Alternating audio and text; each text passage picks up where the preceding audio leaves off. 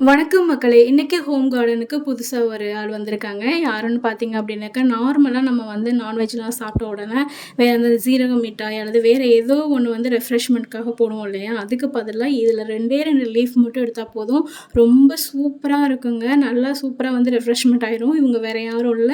இந்த மின்ட் துளசி அப்படின்னு சொல்லுவாங்க. இது வந்து இலைகள்லாம் பார்த்தீங்கன்னா, கொஞ்சம் டிஃப்ரெண்ட்டா தான் இருக்கும். இதோட பூக்கள் பார்த்தீங்கன்னா, லைட் பிங்க் கலரும், ஒயிட் கலரும் கலந்தது மாரி இருக்கும்.